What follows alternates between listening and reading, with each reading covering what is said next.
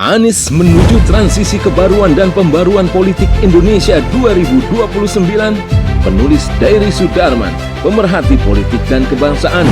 Ada satu hal menarik di Pilpres 2024 yang boleh disebut pula sebagai masa transisi demokrasi. Ternyata pertolongan Tuhan Yang Maha Kuasa bagi negeri ini masih ada dan nyata. Atau suatu the blazing disguise adalah kemunculan the rising star Anies Rashid Baswedan ARB yang digadang-gadang akan menjadi presiden baru Indonesia setelah menandai begitu luar biasa dalam keberhasilannya memimpin Jakarta.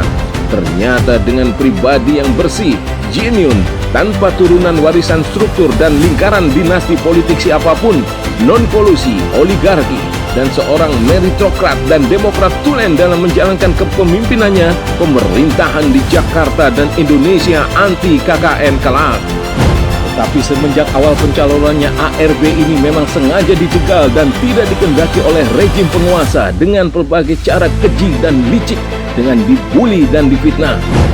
Ketika tiba event pencalonan presiden di Pilpres 2024 hingga dibentuk ada suatu gugus tugas dan kewajiban, ARB harus dikalahkan. Itu pun dilakukan dengan segenap daya upaya mereka dengan tindakan penuh kecurangan, keculasan dan kelicikan secara TSM di penyelenggaraan Pilpres 2024 lalu itu. Dan itu dibiayai dengan money politik yang sangat-sangat mahal, beratus-ratusan triliun, dengan dua sumbernya secara tidak langsung berasal dari anggaran negara APBN, seperti nyaris 500 triliun penyaluran bansos dan BLT yang paralel penyelenggaraan waktunya dengan Pilpres. Juga biaya logistik Pilpres mereka yang tentu saja berasal dari para oligarki jahat, penyokongnya penuh kelicinan, kelicikan dan keculasan, dengan prinsip jaminan sekedar makan siang pun tak ada yang gratis. Pun kekalahan ARB terjadi dikarenakan keroyokan adanya turut campur yang seharusnya terlarang oleh undang-undang dan struktur perangkat aparatur negara, dari kepala desa, kepala daerah, hingga keterlibatan MK, KPU, Bawaslu, termasuk ASN, TNI, dan Polri sendiri.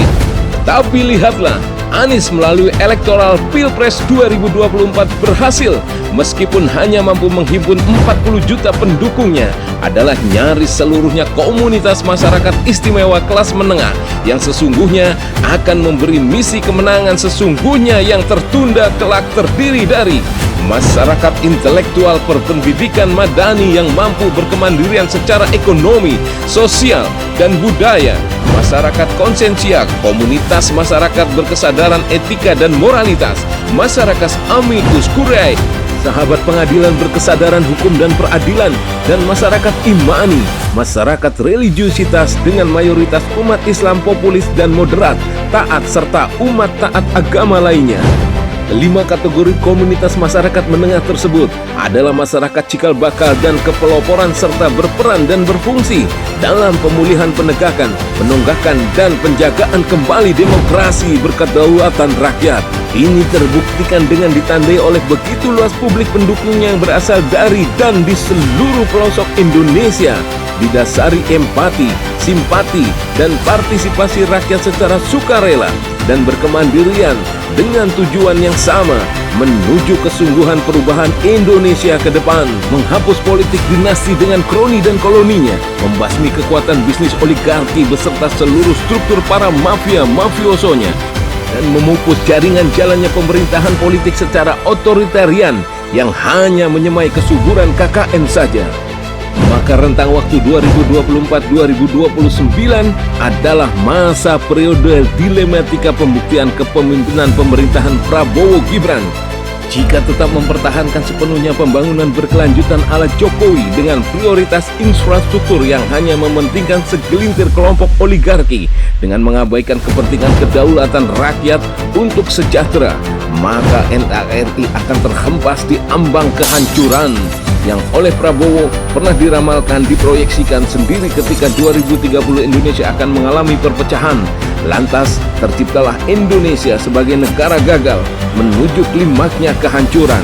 Itu berarti 2029 Anieslah yang akan semakin diharapkan menjadi calon presiden Indonesia 2029.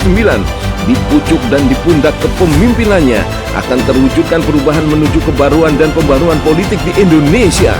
Transisi demokrasinya akan semakin membuka jalan kepastian dan harapan dan keniscayaan bahwa Indonesia Emas 2045 itu adalah kesunyataan apa yang disebut sebagai terwujudnya cita-cita welfare suatu era kebersejahteraan yang adil dan makmur negara dan bangsa seluruhnya. Wallahu a'lam bishawab.